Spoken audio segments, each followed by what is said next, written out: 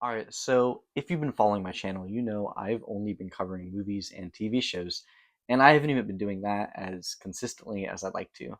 I see my subs gradually going up, and I haven't even been doing anything. I feel bad I haven't been making stuff nearly as often as I'd like, and partially that's because I've been lazy. But it's also because I'm really big into games as well, and it just so happens I've been playing a game I really need to talk about.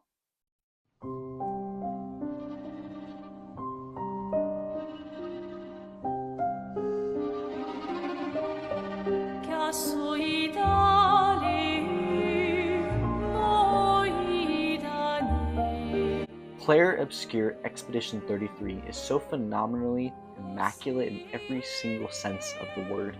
I full-heartedly recommend every single person to check it out because for the last 2 weeks this game has been my obsession. Now if you're in the world of gaming, you've probably heard talk of this game. It's gotten very high praise, and rightfully so. If you're a big gamer, you've probably already played this or made up your mind on it. If you're more casual though, and only occasionally check out games, I'm pitching to you. Clair Obscur is a masterpiece. Why? Because it gets to your heart. It makes you feel something. Through a fantastic script with a captivating premise, a set of stellar performances by some pretty big name actors, and frickin' music that is just straight up fire. What hurts more are the memories unmade, the conversations we'll never have, the time we'll never spend.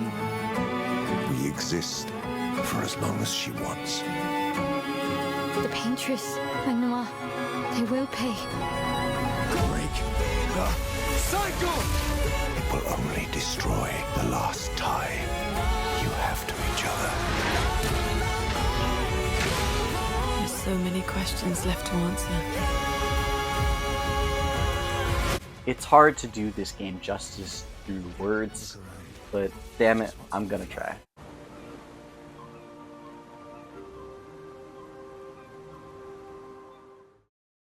The enchanting score swells as we're shown the warped city of Lumiere, clearly inspired by Paris.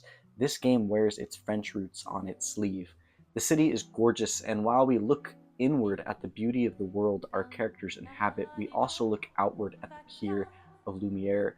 In the far-off distance, the impending sight of a large stone with a glowing number written 34, it's clearly important, but in the beginning you may not know why, and honestly, you don't need to be told.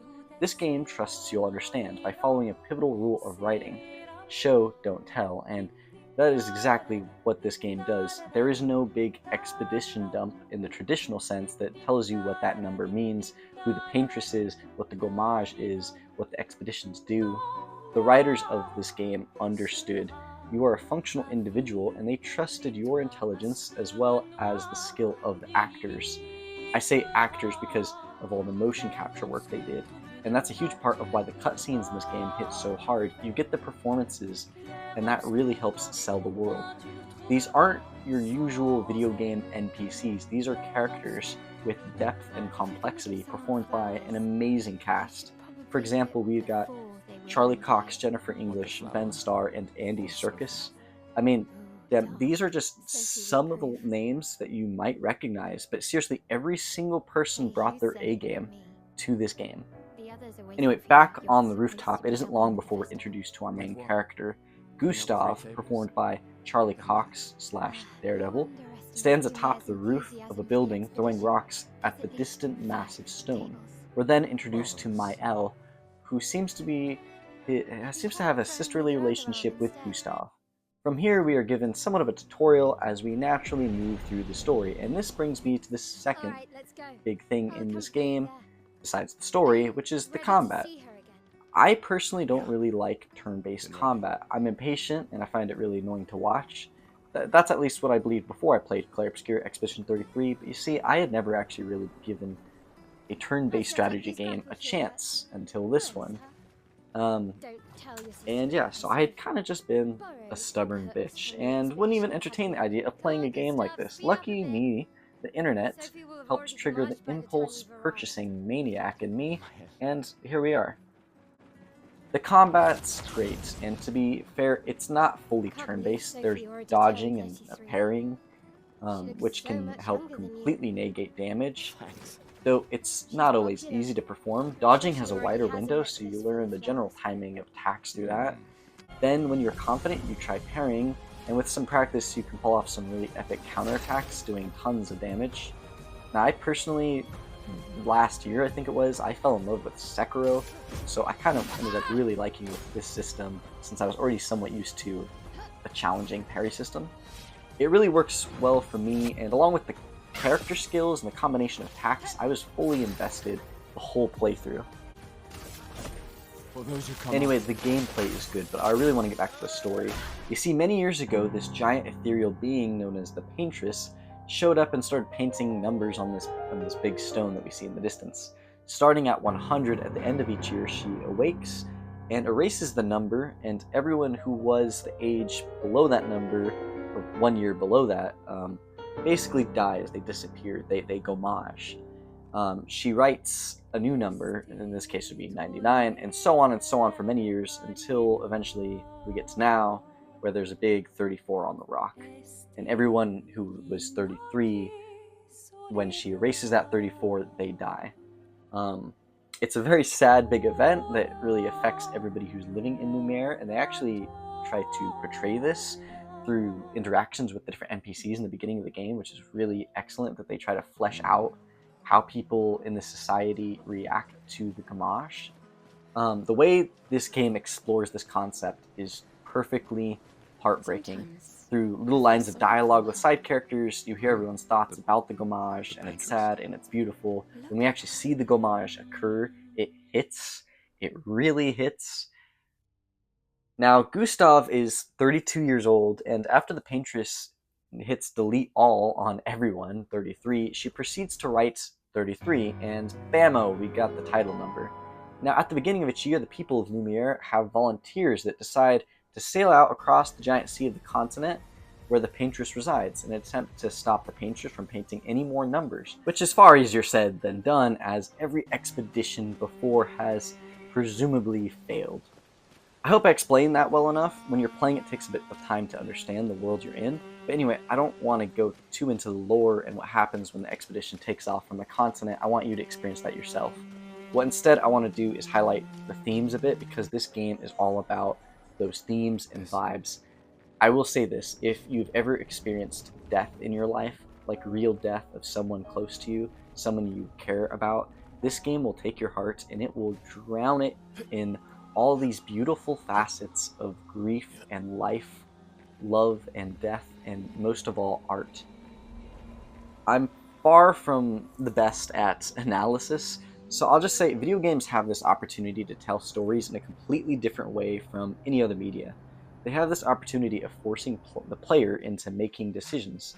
Just as in life, Clair Obscur forces cruel choices, and I think that's what's so brilliant about this piece of art. The developers, a team of around 30 people, who, by the way, decided to only charge $50 for this game in an age where big studios are unable to match this quality and depth, and are choosing to charge upwards of $80 right now for their games.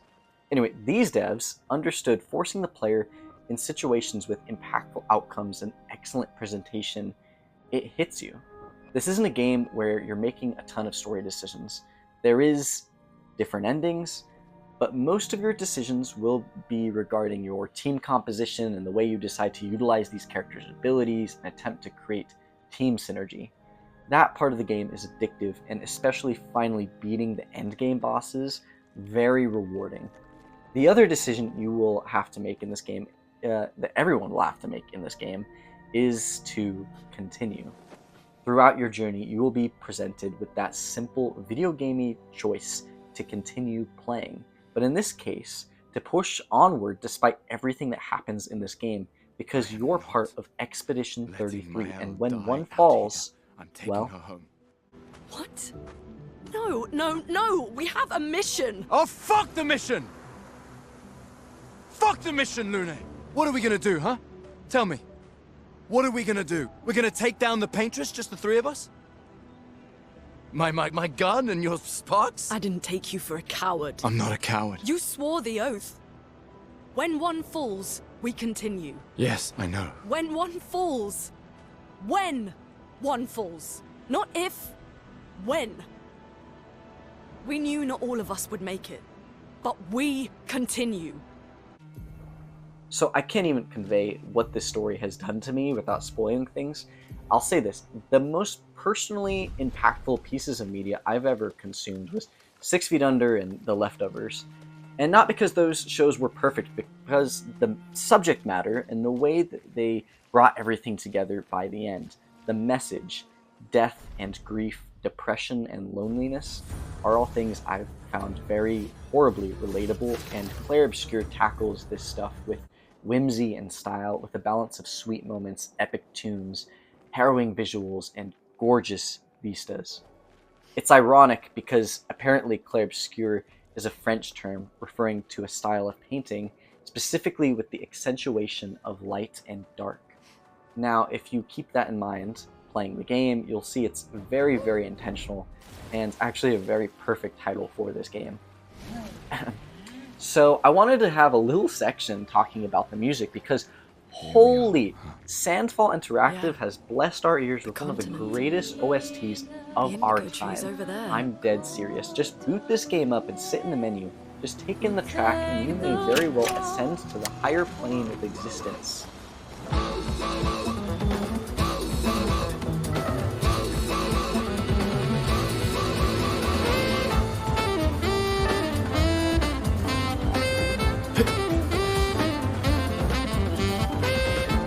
Joking aside, I've got this track on my Spotify playlist because it's that freaking good.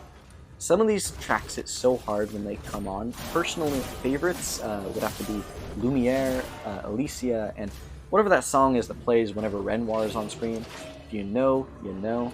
But yeah, honestly, you can literally choose any song up on the Sandfall official YouTube channel and you'll hear something pretty good. I swear, I don't think this game misses once with the tracks. So yeah, I basically consider this game a masterpiece, and I want to preface that by saying a masterpiece doesn't have to be perfect. You can critique this game and find things you wish were different.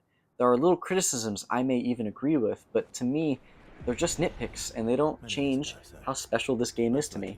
When you take into account the circumstances of this game's development, the small team of passionate creators that clearly just put their hearts into this game, the love and the commitment to art as a human form, the commitment to us consumers by delivering a more than generously priced product in an age where it feels video game companies are plagued with more greed than passion for the art form.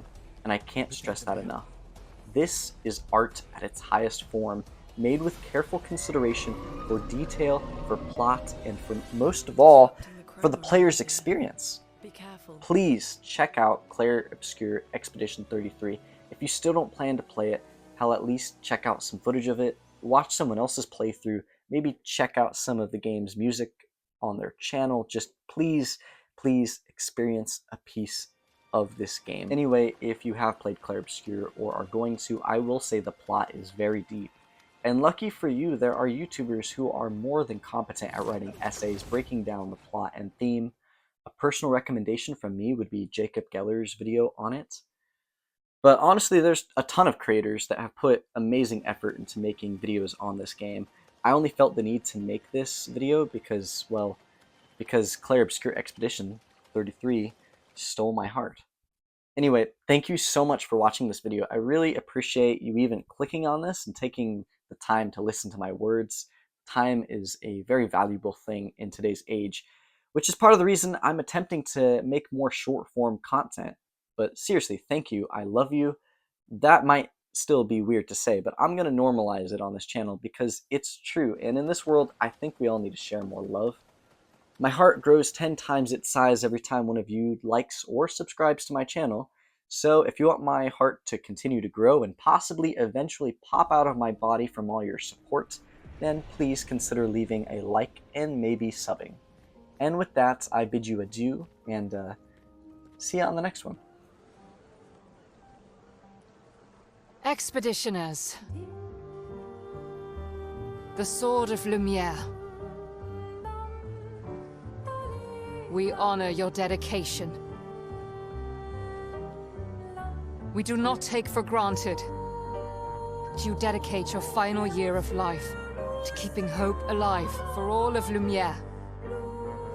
Some of you are leaving to change the world. Others to discover the secrets of our universe. Some to protect loved ones. Others to find meaning in our all-too-short lives. As you sail into the unknown, know that Lumiere stands with you. When you battle the Paintress, know that Lumiere fights with you. Let the stones of her monolith crumble. Let her body lie at the end of the world. Unable to paint another death, let the stars no longer be hidden by her oppressive silhouette. Let the world once again watch the sun rise without the shadow of her cursed figure. May the wind of renewal take you to the ends of the earth.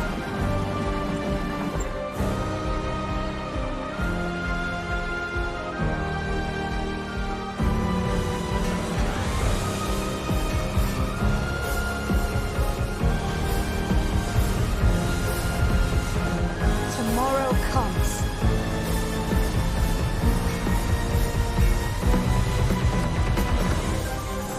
Thanks to you. Expedition 33.